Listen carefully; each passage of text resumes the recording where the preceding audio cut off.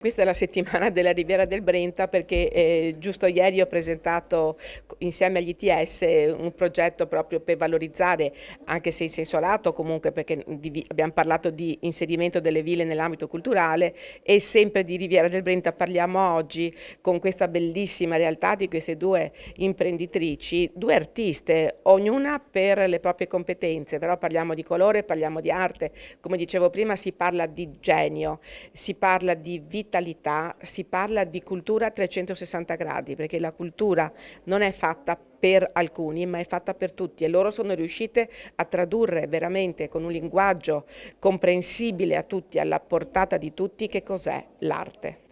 Un'intuizione geniale, quella che hanno avuto Giorgia e Veronica, che è quella di mettere insieme arte,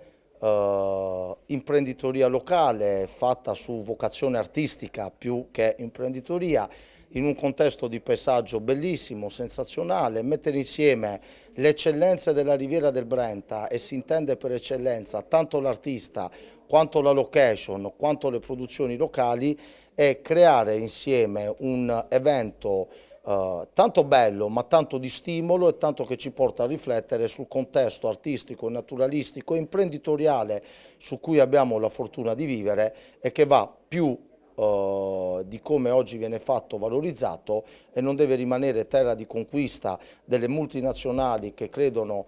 magari anche in modo legittimo, di poter produrre con un sistema che in qualche modo contrae queste attività che si innestano in modo diretto con il territorio e che meritano sicuramente più spazio, perché sono di stimolo tanto alla promozione quanto all'arte quanto alla cultura dei nostri posti. Ecco. Quindi grazie a Giorgia e grazie a Veronica, un evento eccezionale.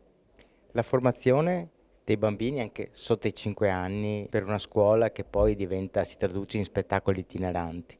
Sì, allora la formazione inizia dai 3 anni con una propedeutica alla danza, quindi i bambini si avvicinano alla danza con degli esercizi appositi studiati per loro, sotto modalità di gioco, ma comunque già inizia ad essere formativa, e devo dire che già da quell'età iniziano ad organizzarsi. Ovviamente piccoli saggi iniziano a farli dai 5 anni, ecco. La scuola fa il saggio annuale di danza, anche 2 volte all'anno, insomma con il Natale, poi noi creiamo degli spettacoli a tema appositi che portiamo in giro in tutto il territorio con il gruppo più avanzato che si chiama Nadiras Ballet Dance Company. L'apporto che ho portato, scusate il gioco di parole, è stata tutta la parte inerente, il colore e la sua combinazione sotto il profilo del valore e del significato dei colori, e alcune idee su come dire, metterlo in scena, perché non è semplicissimo semplicemente vestire delle ballerine perché si capisca che la danza è del colore. La finalità dello spettacolo era proprio questa, è nata da una necessità di uscire da questo conflitto luce e ombra che è un quotidiano oramai di ognuno di noi, e regalare, dare un messaggio molto chiaro, che è quello che si può vivere a colori.